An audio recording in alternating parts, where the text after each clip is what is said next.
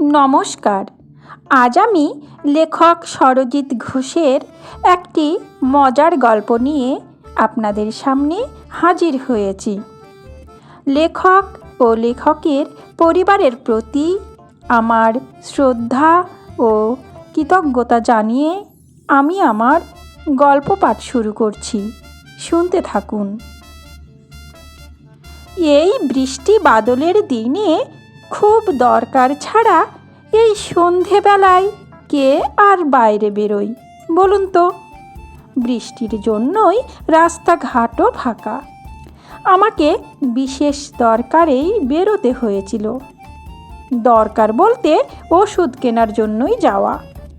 যেভাবে বৃষ্টি চলছে গত রাত থেকে, থামার নাম গন্ধটুকুও নেই। বাইক বের করতে মন চাইল না।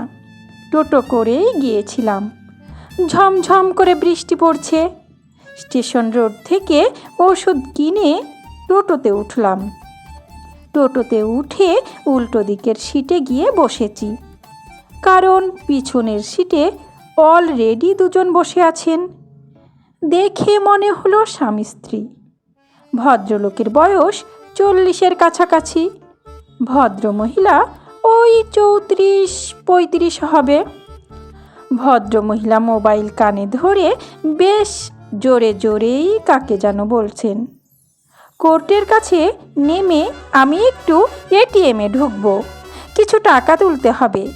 আর এই যা ওয়েদার আর ভাল লাগছে না। বাস থেকে নেমে তুমি একটু বাজার করবে তো। গাজর, সামান্য ধনেপাতা, টমেটো আর একটু টক দই নিও। আজ একটু চিকেন বানাবো। তুমি রাতে চিকেন খাবে তো? মনে মনে ভাবছিলাম, ভদ্রমহিলা কাকে বলছেন কথাগুলো? এই ভদ্রমহিলা তার মানে তো অন্য লোকের বউ। আমার ধারণা ভুল বলে প্রমাণিত হলো। তার মানে এরা স্বামী স্ত্রী না, অন্যের বউকে এই লোকটার ঘাড়ে চাপিয়ে দিচ্ছিলাম। কি জ্বালা মাইরি!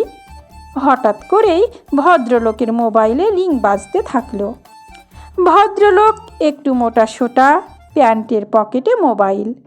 পকেট থেকে কোনো রকমে মোবাইল বের করে রিসিভ করতে যাবে, অমনি কলটা ডিসকানেক্ট হয়ে গেল।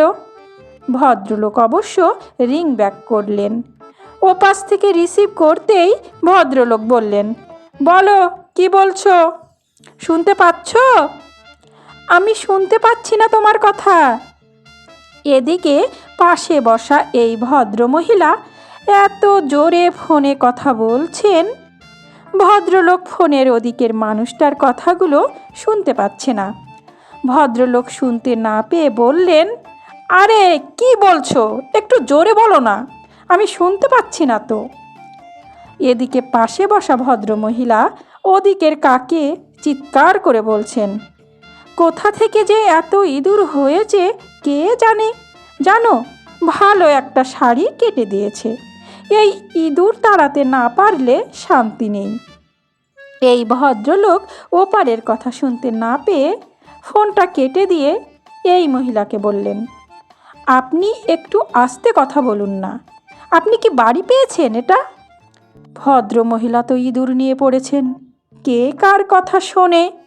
চিৎকার করে বলেই চলেছে, বাচ্চা ইঁদুর না ধেড়ে ইঁদুর, বিষ না হলে হবে না। তুমি আজ বিষটা মনে করে নিও, বিষেও তো আজকাল ভেজাল। আমি দুজনেরই মুখোমুখি বসে ভদ্র মহিলার কথাও শুনছি, ভদ্রলোকের বেজার মুখখানাও দেখছি। সেই মুহূর্তে ভদ্রলোকের মুখখানা দেখার মতো। করলার রস মুখে দিয়ে দিলে মুখটা যেমন হয়, ঠিক তেমনি। আমি বেশ উপভোগ করছি বিষয়টা।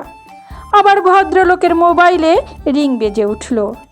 মোবাইলের দিকে চোখ যেতেই নামটা দেখলাম সীমা। সীমা ইজ কলিং। সীমা মানে ভদ্রলোকের বই হবে। ভদ্রলোক এবার ফোনটা স্পিকারে দিয়ে বললেন, বলো কি বলছো? এদিকে এই পাশে বসা ভদ্রমহিলা রেগে বলছেন, বিষ কি হবে মানে? তুমি জানো না বিষ কি হয়? বিষটা আমি খাবো, বুঝলে, তাই আনতে বলেছি। বলেই ফোনটা কেটে দিল। ফোনের ওদিক থেকে ওই সীমা বৌদি, মানে ভদ্রলোকের বউ, জিজ্ঞেস করছে, কে বিষ খাবে বলছে গো? বিশ্বাস করুন, আমি তখন আর হাসি চেপে রাখতে পারিনি।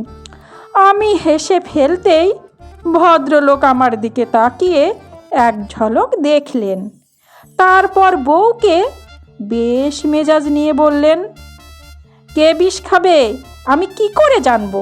যার দরকার পড়েছে সে বিষ খাবে। যত সব উটকো মহিলা। বলো, কি বলছো? পাশে বসা ওই ভদ্র মহিলার মেজাজ এমনিতেই বিগড়েছিল। লেগে গেল ঝগড়া। বললেন, এই, আপনি উটকো কাকে বললেন? বিষ খাওয়ার কথা তো আমিই বলেছিলাম, তার মানে আমাকেই তো আপনি উটকো বললেন। ও পাশ থেকে সীমা বৌদি জিজ্ঞেস করছে, এই, তোমার পাশে মেয়েটাকে? কি হলো? কার সাথে এত কথা বলছো? কেন বিষ খাবে ও? ভদ্রলোক বউয়ের কথার উত্তর দেবে কি করে? ততক্ষণে এই মহিলার সাথে তো ধুমধুমার ঝগড়া বাঁধিয়ে ফেলেছে। কান ঝালাপালা হবার উপক্রম, একেবারে হাতাহাতির পর্যায়ে। বাধ্য হয়ে টোটো চালককে বললাম, ও দাদা, হয় আমাকে নামাও, নয়তো একটু বিষ দাও। টোটো চালক হেসে বললেন, বিষ কোথায় পাবো ভাই, তুমি বরং নেমেই যাও। ভাবছিলাম, তাই আজকাল বিষে সত্যিই ভেজাল। কে বলেছে বিষে বিষে বিষক্ষয় হয়?